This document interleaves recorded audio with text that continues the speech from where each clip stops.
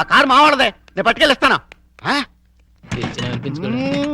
నా బంగారు డిక్కి, ఇంకా గేర్ బాక్స్ ఇంజిన్ పడిపోతే ఎంచక్క ఇంజనీర్ లేకుండా కారు తయారు చేసుకోవచ్చు.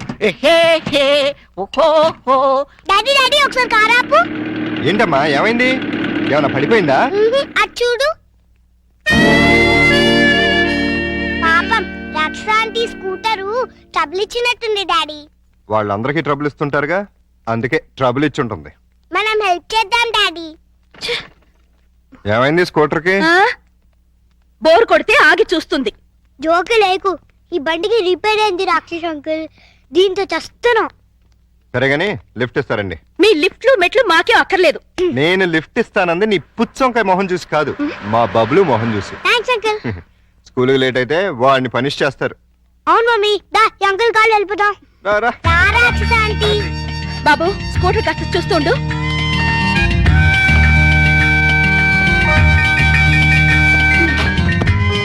హలో, నేనేం మీ డ్రైవర్ని కాదు, వెనకాల సీట్లు తన్ని పెట్టి కూర్చోడానికి. వచ్చి ముందుకొచ్చా. ముందు సీట్లో మీ పక్కన కూర్చోడానికి నేనే మీ పెళ్ళాని కాదు. నేనేమందుకు రమ్మల్లా.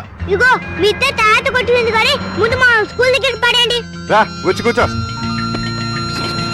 ఏ తింగర ఏంటిది, సీట్ అనుకున్నావే అనుకున్నావు.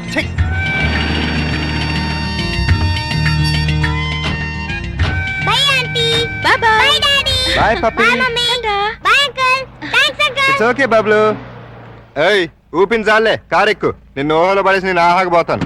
నీ డబ్బా కారు లిఫ్ట్ చాలే, మేము ఆటోలో వెళ్తాం. ఆ చిన్న పిల్లలకున్న కామన్ సెన్స్ కూడా లేదు, కనీసం థ్యాంక్స్ అన్నా చెప్పకుండా పోతున్నావు. అడిగినప్పుడు లిఫ్ట్ ఇస్తే థ్యాంక్స్ చెప్తారు గానీ పీడించి లిఫ్ట్ ఇస్తే థ్యాంక్స్ చెప్పరు. చెప్పా. చెప్పా. గ్లాడ్ టు మీట్ యు అయ్యా. మీరు మీ ఆవిడ్ని మా అల్లుడికి ఇచ్చి పెళ్లి చేద్దామని వచ్చాం. ఫ్లాష్ బ్యాక్ మర్చిపోయి మీరు కూడా వచ్చి 4 అక్షంతలేసి దీవించండి.